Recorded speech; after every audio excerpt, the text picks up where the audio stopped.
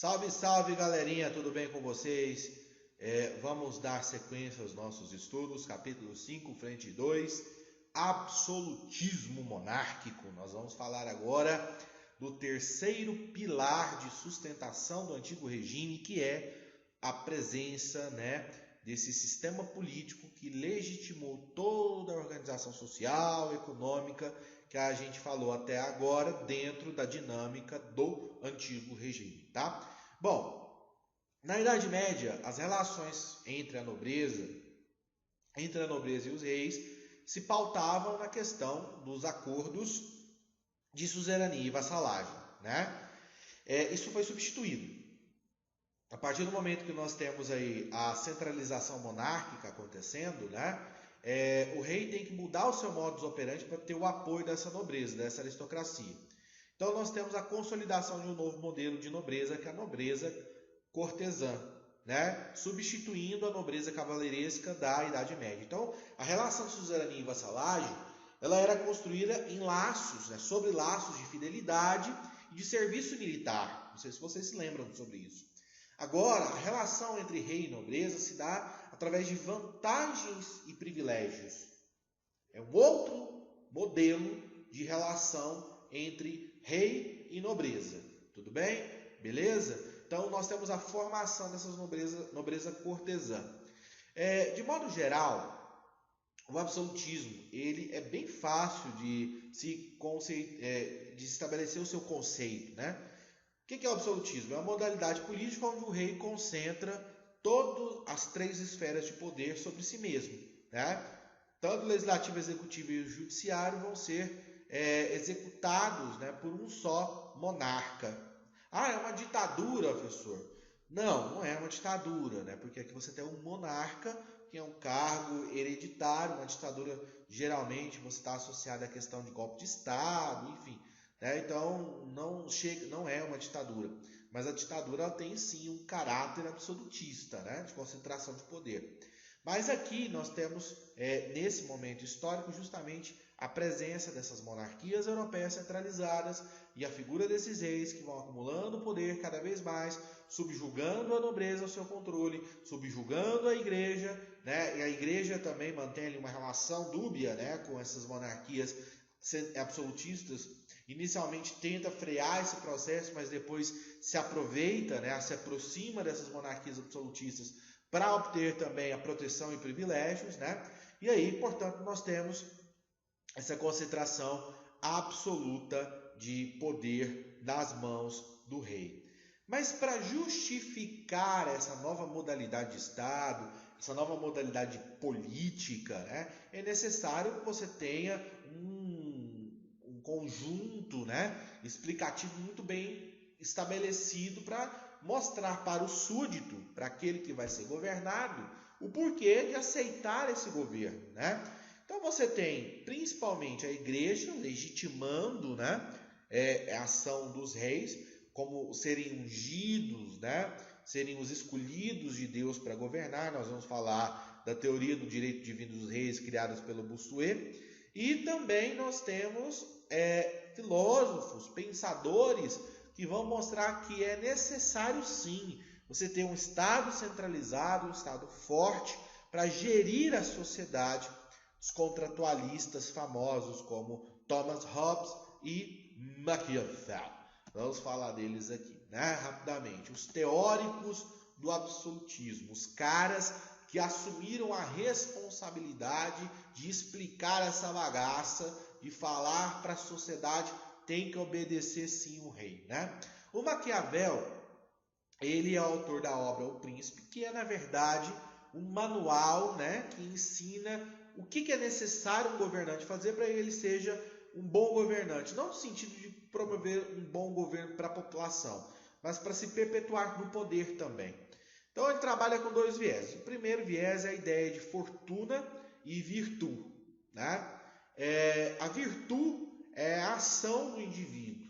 É o que o governante deve fazer, de positivo, de ação, de política, para promover o bem coletivo, o bem da sociedade, do povo que ele governa. Isso então é a virtude. A fortuna, entre aspas, é a sorte, né? Porque não adianta o cara ser um bom governante, um bom estadista, um planejador, se ele não tem a roda da fortuna ao seu lado. Se o cara não tem boa sorte de enfrentar um bom momento, vou usar um exemplo que você vai entender. Nós temos aí a Covid-19, a maior crise, né, da nossa geração. Independentemente da virtude, a condição do momento, a roda da fortuna, né, ela não está girando favoravelmente aos governos. Aí você acumula um governo que não tem virtude, né, que não tem. Mas isso é uma discussão que nós não vamos entrar aqui. Deixa para lá. Além disso, o Maquiavel ele estabeleceu a ideia de que é necessário criar uma lógica de Estado. O que é essa lógica de Estado? Fazer aquilo que é necessário, independentemente se vai achar certo ou errado, receber críticas ou não, o governante ele tem que ter culhões para meter o dedo na ferida se for preciso, né? A famosa frase, os fins justificam os meios, ou seja, o príncipe ele tem que ter estômago, né, às vezes, para fazer aquilo que é necessário, sem olhar o sofrimento da população.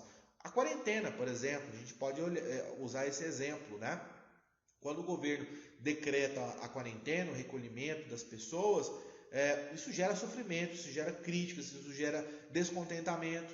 Mas o governo tem que fazer, o governante tem que fazer aquilo que é necessário, né? Porque essa ação ela justificará um bem maior no futuro, né? Então o Maquiavel trabalha com essas duas perspectivas. O Hobbes é o autor, né, da concepção de contrato social que ele expressa no seu livro Leviatã, né? Para ele, nós seres humanos, naturalmente, o nosso estado natural ele tende à barbárie, ao caos, né? Então existe a necessidade de você ter uma entidade que vai gerir os conflitos da sociedade, impor regras, normas, que são as leis, para que esse estado de barbárie ele não aconteça, né? Então, o contrato social, né, que o Hobbes prega, é a ideia de que você vende a sua liberdade, o direito de fazer aquilo que você quer, em troca recebe do Estado a proteção. Mas será que o Estado realmente protege, né? Enfim, isso é uma discussão que também deve ser elencada e pensada. Então você tem essa ideia do contrato social e a ideia da existência, sim, de um Estado forte, de um Estado regulador, de um Estado presente, que policie, que controle, né, os seus cidadãos para evitar esse estado de barbárie. Por isso o Leviatã, né? O Leviatã é um monstro mitológico da Bíblia, do Antigo Testamento, que engole tudo, né? Que encontra pela frente. E o Estado é assim, ele engole tudo que está pela frente. O Estado está presente em todos os lugares. O Estado está presente aqui e agora, independentemente de eu não vê-lo, a presença física dele, ele está aqui, né?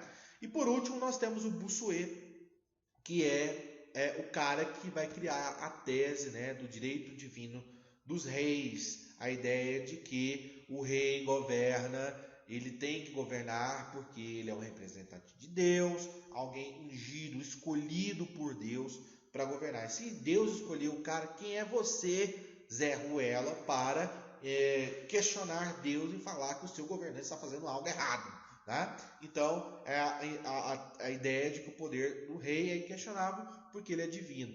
O Locke, John Locke, lá no século XVII, vai jogar essa ideia no chão, falar, beleza, né? Assim não, brother. Né? O poder do governante não emana de Deus, emana do povo que ele governa. E se ele não faz a vontade do povo, pé na bunda do governante, tá?